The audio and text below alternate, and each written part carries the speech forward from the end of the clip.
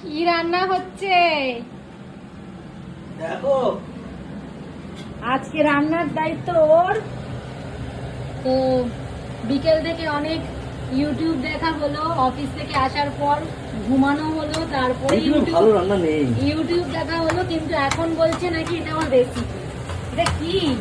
দেখি কত সেফ কোথায় গিয়ে দাঁড়ায়। চিকেন এলো, তারপরে এখানে ডিম কাটা আছে, এখানে আটা মাখা আছে। বাবা, আটায় তো তেল বেশি যাচ্ছে নাকি? উপরে দিয়ে দিয়েছি। আচ্ছা, এখানে ধনে পাতা কাটা হচ্ছে, কাটা আছে। এখানে কি হচ্ছে নাকি?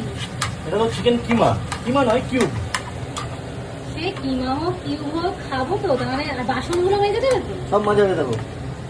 ও ক্লিন, আর দুটো বাসন পড়ে আছে। এখন নামালাম, তারপর দেবো। আচ্ছা, সব তাহলে প্রপার আজকে রান্না করতে হবে। রান্নার দায়িত্ব নিলে হবে না শুধু, আমি যেমন করি। হ্যাঁ, ঠিক আছে, চলো খাওয়ার সময়। এটা হচ্ছে নাকি? রেসিপিটা তো বলো। এটাকে দেখো, যখন হবে তখন দেখবে। ঠিক আছে, আমাকে যখন দেখা যাক। সারপ্রাইজ দাও না, সারপ্রাইজ, এরকমই সারপ্রাইজ দেবো।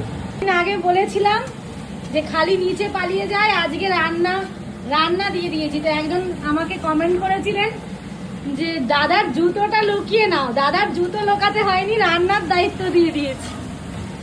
রান্না করুক। আজকে আর নিচে যাওয়ার এখনো সুযোগ পাইনি, যে রান্নাঘরে ঢুকলে যে কতটা টাইম লাগে, বেরোনো যায় না। দায়িত্ব দিয়ে দিয়েছি, করো রান্না। হ্যাঁ, আমি এমনিতে এক্সপার্ট, মাস্টার শেফ, তো সবসময় করি না কাজ।